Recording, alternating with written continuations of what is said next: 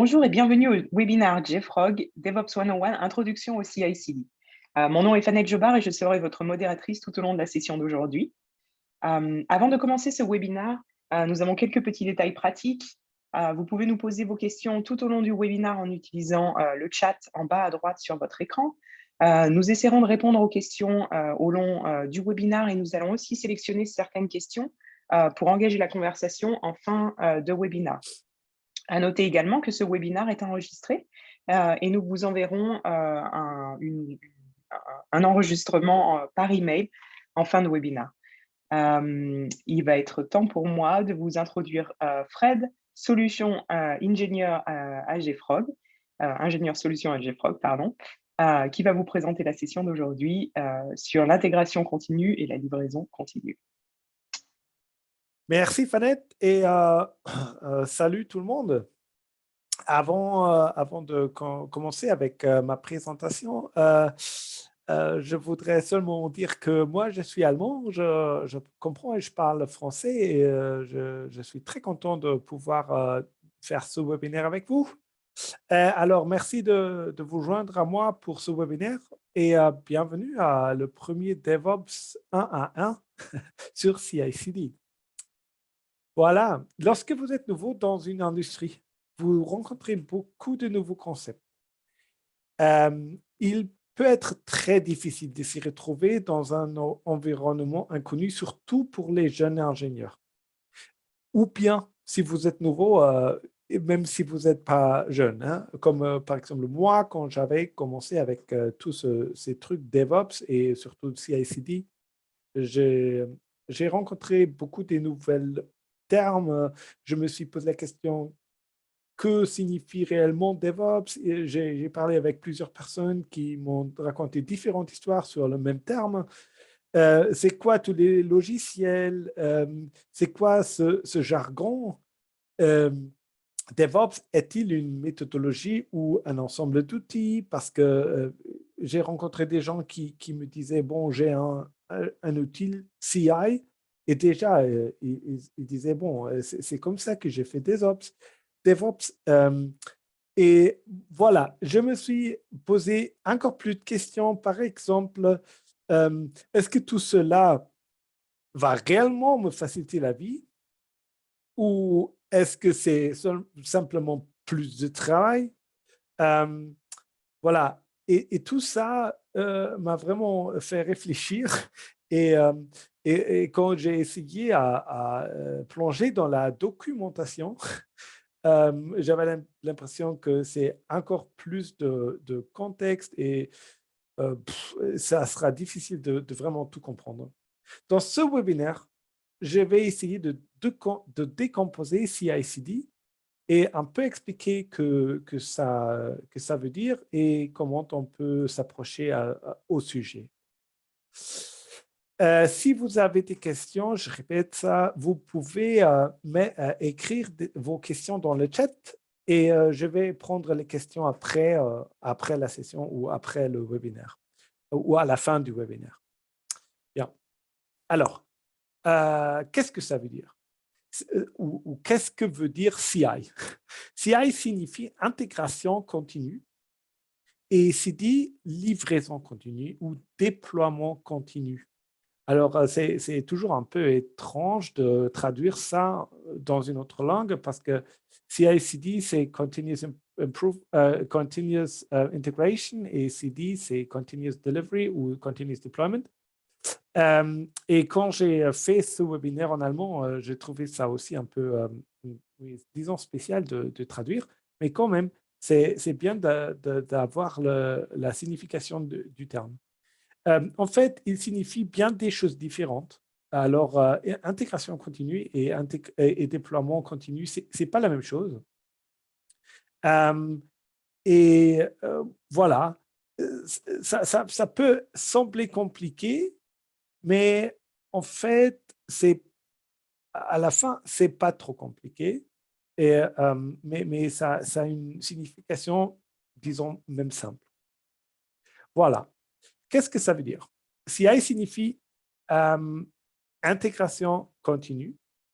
Et si on regarde ce cycle, tout ça commence avec, bien sûr, le plan. Après, on va coder. Après, on va builder. On fait les tests, les releases, le déploiement.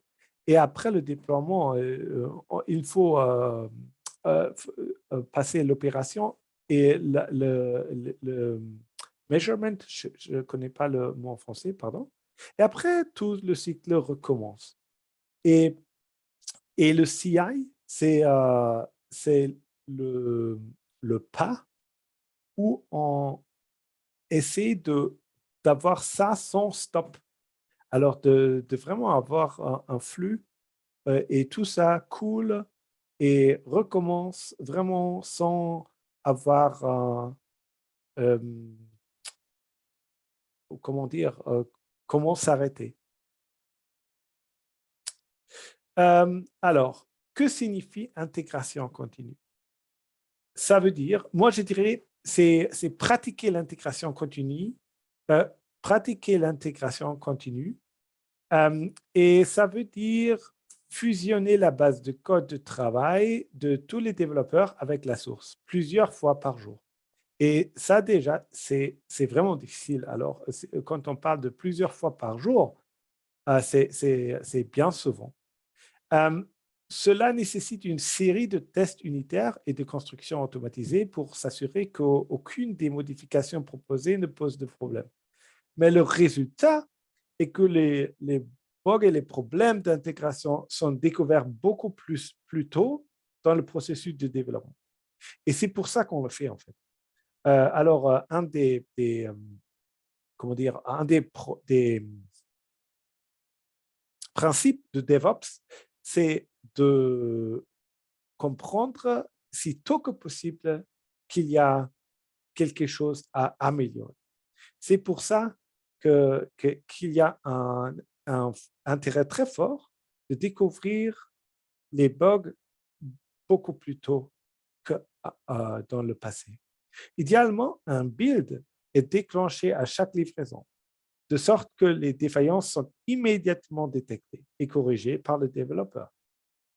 Cela oblige également les ingénieurs à écrire un code plus modulaire, ce qui facilite son support ultérieur. Et la modularité, c'est quelque chose que je vous demande à garder dans la tête parce que je vais revenir sur cela plus tard. Alors, avant de plonger dans le truc, je veux seulement toucher l'histoire de l'intégration continue qui existe depuis le début des années 90. Bien qu'elle n'ait pas toujours été appelée ainsi et que certaines de ses mises en œuvre aient changé, l'esprit reste le même. Fusionner les changements dans le code source de manière fusionner les changements dans le code source de manière plus fréquente et moins fréquente. Tester que le projet se construit et fonctionne toujours avec ces changements et s'assurer que vos ingénieurs travaillent tous sur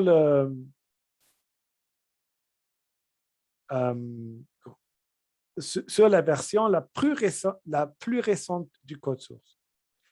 Faites cela et vous ne vous retrouverez pas avec une tonne de conflits de fusion ou de problèmes inattendus au moment de la construction. Cette méthode a été proposée pour la première fois par un certain Grady Booch en 1991 dans son livre Object-Oriented Analysis and Design with Applications. La méthode Booch préconisait une utilisation plus fréquente des classes et des objets dans la programmation afin de simplifier la conception. Sa version de l'intégration continue ne suggérait cependant pas de publier plusieurs fois par jour. Et je trouve que c'est ça, disons, où on peut voir le développement, où on peut voir comment ça s'est amélioré parce qu'au début, bon, on ne pouvait même pas penser à ça. Mais plus tard, en 1997, l'extreme programming est devenu une chose et s'est appuyé sur la méthode Booch de 91 et en préconisant la publication de plusieurs versions par jour. Cela a en quelque sorte changé la donne, honnêtement aussi ridicule que le nom puisse paraître rétrospectivement. Et c'est ridicule seulement d'un point de vue rétrospectif. Grâce à l'extreme programming, les cycles de publication plus courts, la programmation en binôme, la révision approfondie du code, les tests unitaires et les tests d'acceptation sont désormais des aspects standards de l'écriture des logiciels. Autant de choses qui nous facilitent la vie et améliorent radicalement la qualité. De plus en plus, les méthodologies s'appuient sur le travail de leurs prédécesseurs, de Scrum à Kanban, tout avec un objectif en tête, faciliter l'écriture d'un code plus clair et de meilleure qualité et le transmettre plus rapidement aux utilisateurs. Au début, bien que nous ayons reconnu que nous devions publier plus fréquemment, nous n'avions pas vraiment d'outils pour nous faciliter la tâche. Ce n'est qu'en 2001, avec la sortie de Cruise Control, que nous avons obtenu le premier outil open source permettant de faciliter l'intégration continue. Il semble assez primitif aujourd'hui, mais à l'époque, il était révolutionnaire. Le concept existe donc depuis longtemps, mais il n'a cessé d'évoluer et nous n'avons pas vraiment réussi à l'expliquer. Et voilà, c'est ça ce que je voulais vous partager avec vous par rapport à l'histoire. Et on y go. On parle de la différence entre continuous delivery et continuous deployment. Et moi, je garde les termes anglais parce que je trouve que, oui, ça fonctionne bien pour le sujet dont on parle. Alors, le continuous delivery, ça veut dire, the continuous delivery, ça veut dire que qu'on veut continuellement délivrer un logiciel ou une application, mais le continuous deployment, ça veut dire pas seulement délivrer, mais vraiment déployer dans un runtime environment. Alors, délivrer, ça veut dire que ça soit fini, mais continuous deployment, ça veut dire c'est encore plus proche au client ou au consommateur, alors que, par exemple, qu'on a une application qui est continuellement déployée, ça veut dire qu'une fois que le développeur met à jour son code, ça veut dire que toute la pipeline est démarrée et une fois qu'elle a fini, le logiciel que l'utilisateur peut utiliser est sur une nouvelle version. Et tout ça sans qu'un être humain va prendre action. Et ça, c'est une différence parce que le continuous delivery va s'arrêter un peu plus tôt. Alors, ça va délivrer un logiciel qu'on peut mettre en production, mais la mise en production ne se passe pas automatiquement. Et c'est en fait, ça, c'est la différence essentielle que le continuous delivery ne met pas le logiciel en production, mais le continuous deployment le met en production. Voilà. La mise en œuvre des pratiques CI/CD vous permet d'obtenir un cycle de publication plus rapide et plus fiable. Et rapide et fiable. Et je crois que c'est exactement ce qu'on veut. Alors, voilà, rapide, c'est l'intérêt d'être rapide. C'est qu'on veut bien recevoir du feedback des utilisateurs pour comprendre où on a bien réussi de délivrer ce qui était attendu par l'utilisateur. Et ça doit être rapide pour avoir la possibilité de corriger ce qu'on a fait en cas que c'est nécessaire. Et le deuxième point que j'ai dit, c'est la fiabilité. Alors, chaque processus qui qui se met sur une interaction humaine va être moins fiable parce que l'erreur humaine, il est toujours là, on ne peut pas l'éviter de toute façon. C'est pour ça que le CI/CD est vraiment quelque chose que a besoin des outils pour automatiser tout le processus. Alors, comment est-ce que ça fonctionne? Et j'ai mis ça en anglais, cool, how does it work? Mais alors, comment est-ce que ça fonctionne? Et pour commencer, vous avez besoin d'un outil CI/CD. Et il en a beaucoup. Alors, si vous pensez à un outil CI/CD, vous allez réfléchir sur des outils pour gestionner votre code.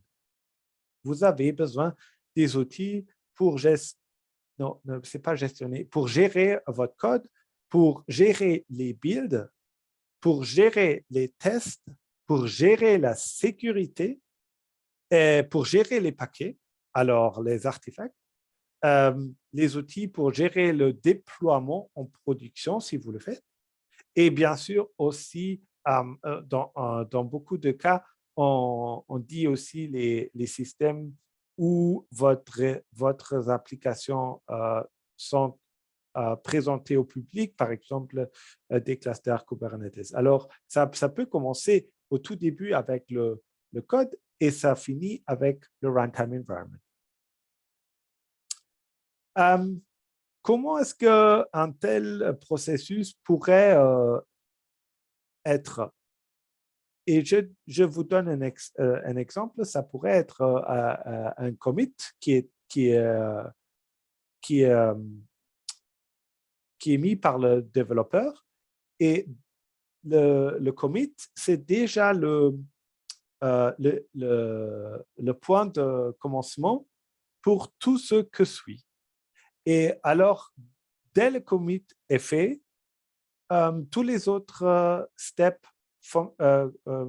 vont suivre, comme les tests unitaires, le build, le scan de vulnérabilité et après le déploiement.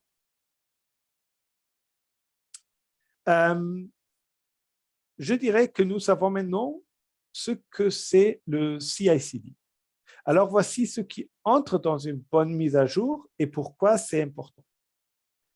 Si vous avez mon âge ou plus, vous vous souvenez probablement de l'importance des mises à jour logicielles. Alors, elles étaient volumineuses, peu fréquentes, leur application prenait beaucoup de temps, les journaux de modification étaient volumineux, il y avait de fortes chances que la nouvelle version soit buggée d'une manière ou d'une autre, et c'était tout simplement une expérience gênante.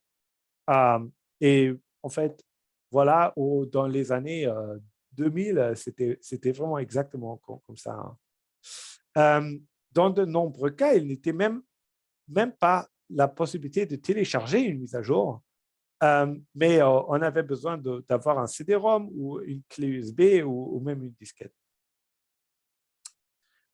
Les téléphones ont souffert de problèmes similaires. Dans les années 90, il n'y avait pas vraiment de moyen de mettre à jour le logiciel pour avoir Snake sur son téléphone ou d'autres mises à jour. Alors, d'une façon, c'était bien parce que comme ça, on ne pouvait pas, ou disons, on avait un peu plus de contrôle sur son appareil. De l'autre côté, c'était vraiment difficile parce que, voilà, les mises à jour ne pouvaient pas être, ou disons, il était très difficile de mettre à jour ces appareils. Voilà. Aujourd'hui, c'est totalement différent et je vais partager avec vous un peu comment c'est aujourd'hui du point de vue de consommateur. Et voilà, la plupart des voitures modernes sont équipées d'ordinateurs. Et c'est vrai pour les Tesla, c'est vrai pour les voitures françaises de même manière. Les ordinateurs doivent être mis à jour, et ça c'est clair. La plupart d'entre eux ne peuvent pas être mises à jour par voie aérienne et doivent être confiées à un centre de service ou à un concessionnaire en cas de problème avec le logiciel. Il s'agit là d'un problème différent qui fera l'objet d'un autre exposé. Mais il suffit de dire que l'absence de mise à jour par voie aérienne est à l'origine de nombreux problèmes coûteux pour les constructeurs automobiles. Je vois ça très souvent avec les constructeurs automobiles allemands, quand de temps en temps, ils doivent demander tous les propriétaires d'un automobile, par exemple du Mercedes, de revenir dans la garage pour réparer quelque chose, oui, ou de faire une mise à jour du logiciel. Les Tesla sont l'une des rares voitures en circulation qui peuvent recevoir des mises à jour par voie hertzienne, mais elles ne sont pas tout à fait parfaites. Et ça, c'est très intéressant. Voilà. Vous avez peut-être déjà entendu parler du freinage fantôme. Si ce n'est pas le cas, il s'agit d'un problème de l'autopilote Tesla où les conditions sont bonnes, la route est dégagée, il n'y a pas d'obstruction visible, mais l'autopilote freine brusquement. C'est assez ennuyeux, probablement effrayant et peut-être un peu dangereux. Moi, je dirais probablement plus qu'un peu dangereux. Le problème a mis du temps à être résolu, mais pas parce qu'il était difficile d'en trouver la cause. Mais pourquoi alors? À cause d'une partie d'échec. Oui, à cause d'une partie d'échec. Alors que Tesla a certainement un système CI/CD en place, il n'utilisait pas un modèle de conception que nous appelons mise à jour continue. Au lieu de cela, il publie des mises à jour par lot où plusieurs fonctionnalités et corrections sont incluses dans la même mise à jour. C'est généralement bien, mais dans ce cas, ce n'était pas le cas. La correction du problème de freinage fantôme a été intégrée à une mise à jour plus importante qui a ajouté un jeu d'échecs au système d'infodivertissement de la voiture. Un jeu d'échecs est-il plus important que la correction d'un problème de freinage? Eh bien, cela dépend en fait. Si vous n'avez pas le pilote automatique pour votre Tesla, pourquoi vous en soucier? Vous voulez jouer une partie d'échecs rapide pendant que votre voiture se recharge un peu. Si vous avez le pack de pilotage automatique, vous vous souciez probablement un peu moins de la partie d'échecs. Des mises à jour continues auraient pu éviter le problème. Au lieu de publier des correctifs et des fonctionnalités dès qu'ils sont prêts, vous avez des fonctionnalités qui sont importantes pour un groupe d'utilisateurs qui attendent des fonctionnalités qui ne les concernent pas, mais qui sont importantes pour un groupe d'utilisateurs complètement différent. C'est une situation perdante qu'un pipeline CI/CD suffisamment avancé aurait pu éviter. Ne pas effectuer de mises à jour fréquentes et automatiques peut en fait coûter très, très cher. Parfois, c'est fatal. En 2012, une mauvaise mise à jour logicielle a provoqué une importante perturbation du marché boursier et a fait chuter la valeur d'une société appelée Knight Capital. Cette société était spécialisée dans les transactions automatisées à la bourse de New York et un jour, tout s'est écroulé. Vous voyez, ils n'automatisaient pas leur mise à jour ou leur déploiement et ils ne faisaient pas de mise à jour fréquente non plus. Rappelez-vous, les humains sont mauvais dans les tâches répétitives. Nous sommes particulièrement mauvais quand nous n'avons pas beaucoup de pratique. Deux éléments ont contribué au désastre à venir. Lorsque l'ingénieur a mis à jour les 8 serveurs chargés de gérer ces transactions automatisées, il en a oublié un. Seuls 7 de 8 avaient le nouveau logiciel. Ils ont également réutilisé un point de terminaison de l'API, modifiant le comportement dans la nouvelle version. Vous pouvez probablement voir où cela mène.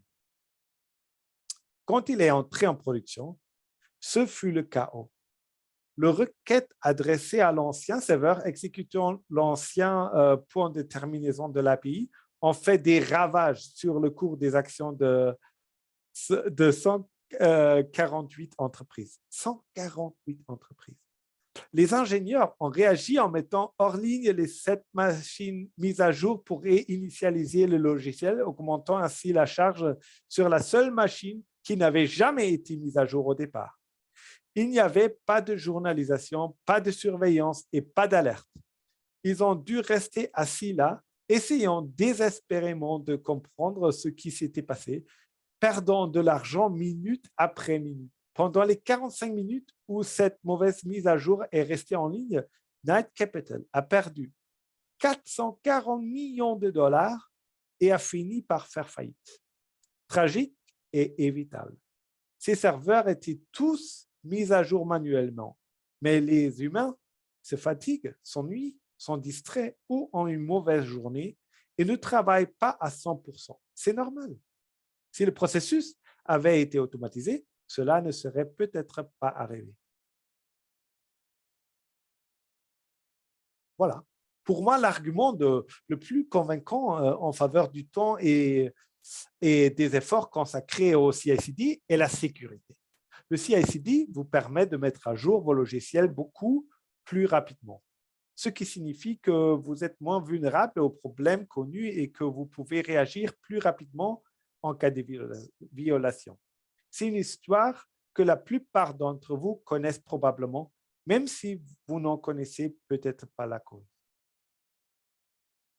En septembre 2017, Equifax a annoncé qu'une grave brèche s'était produite entre mai et juillet de la même année.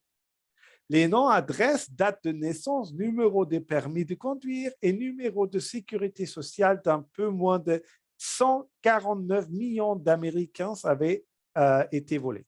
Les pirates avaient exploité une certaine vulnérabilité dans un framework de web très couramment utilisé appelé Apache Struts.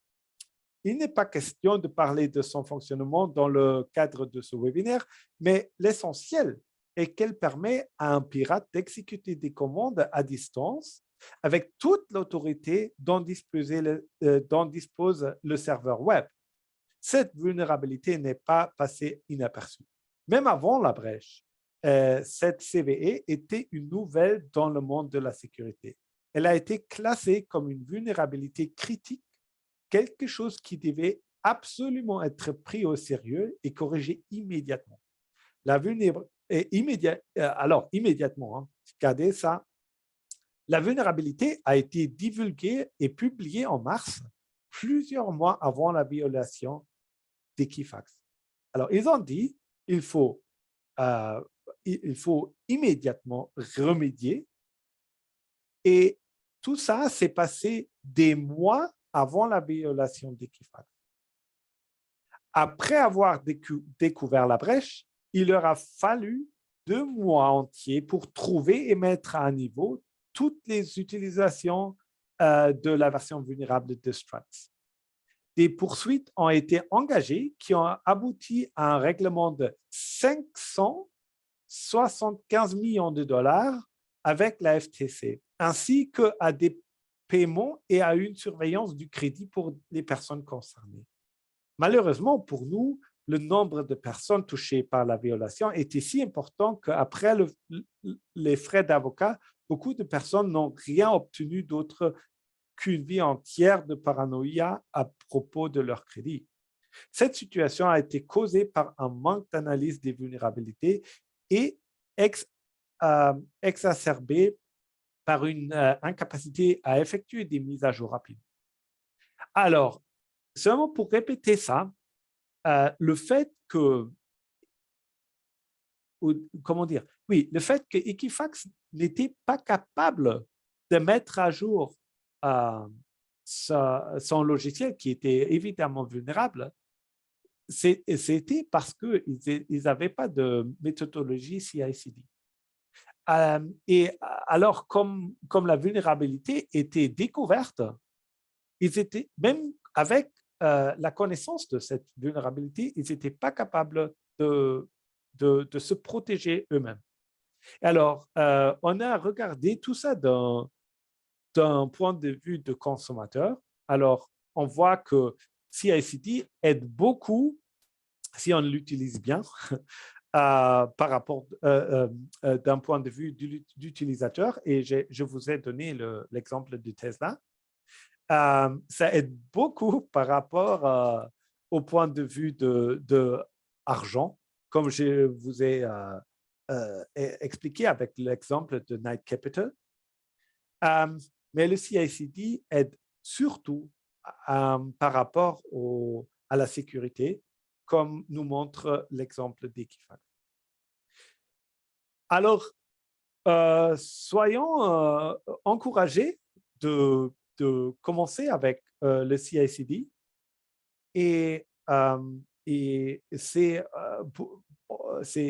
évidemment pas facile, ou disons, c'est même un peu compliqué au début de comprendre comment ça fonctionne. Il faut aussi investir un peu de temps pour automatiser tout ce qu'on fait à la main avant, mais ça paie. C'est quelque chose que vaut le coup. En conclusion, le CI/CD est une combinaison de méthodologies et d'outils dont l'objectif est d'augmenter votre vitesse et votre efficacité en tant que développeur en automatisation des tâches telles que la construction, les tests et le déploiement afin que vous puissiez faire toutes ces choses plus souvent. L'avantage pour vous est d'obtenir des versions logicielles plus fréquentes, de détecter plus rapidement les bugs et de réduire la fréquence de mise en production des mauvaises versions. Il existe plusieurs outils qui vous aident à atteindre cet objectif, qu'il s'agisse d'outils gratuits comme GitHub Actions ou CircleCI et ou d'outils d'entreprise dotés de fonctionnalités supplémentaires comme JFrog Pipeline. J'espère que vous avoir aidé à comprendre ce que est le CI/CD et ce qu'il fait pour vous. Si vous n'y comprenez toujours rien, ce n'est pas grave non plus. Il s'agit d'un gros problème, ça veut dire problème, il s'agit d'un gros sujet et certains aspects sont encore en évolution. Merci beaucoup pour avoir participé. Et est-ce que vous avez des questions? Merci, Fred, pour la présentation. On a effectivement quelques questions. La première, en fait, c'est, je crois que tu as mentionné Jenkins, et la question, c'est est-ce que JFrog a un outil similaire pour les builds? En effet, oui. Alors, dans le CI/CD, on essaie d'automatiser toute la création des logiciels, bien sûr, et dans beaucoup de cas aussi le déploiement. Et pour ça, un outil très populaire, open source, c'est Jenkins. Mais bien sûr, si vous utilisez JFrog, vous pouvez aussi utiliser le JFrog Pipelines que va vous permettre de builder avec JFrog Pipelines. Alors, on a une autre question au sujet des outils. Est-ce que l'on utilise le même outil pour le CD? Quelles sont en gros les bonnes pratiques? En fait, est-ce que les gens utilisent différents outils entre le CI et le CD? En effet, ça dépend. Il est possible d'utiliser le même outil pour CI comme pour CD. Par exemple, Jenkins ou JFrog Pipelines et aussi d'autres. Alors, vous pouvez l'utiliser le même outil pour les deux. Si, par exemple, vous avez, si vous faites le déploiement en production, par exemple, vous aurez probablement envie d'avoir plus d'informations par rapport à ce processus. Alors là, il y a aussi des outils qui se sont vraiment spécialisés sur le déploiement continuel et parfois, ça fait du sens d'utiliser un outil pour le CI et un autre outil pour le CD. Mais encore une fois, ça dépend un peu de la situation. On a parlé rapidité et fiabilité. Et la question, c'était si je comprends bien, en fait, le CI/CD permet d'améliorer en fait la vitesse de développement et de gagner du temps. Mais paradoxalement, on dirait qu'il faut passer beaucoup de temps à maintenir les outils CI/CD. Oui, en fait, c'est vrai. Il faut investir du temps pour, pour comprendre comment les outils CI/CD fonctionnent. Il faut aussi, bien sûr, il faut mettre en place la bonne culture pour le DevOps, hein, que n'est pas toujours évident. Euh, mais sans ça, on va pas réussir d'avoir le bon niveau de vitesse ni le bon niveau euh, de fiabilité. Quand on regarde les exemples que j'ai pris, sans un certain niveau d'automatisation, les choses les exemples que j'ai montrés vont se répéter toujours.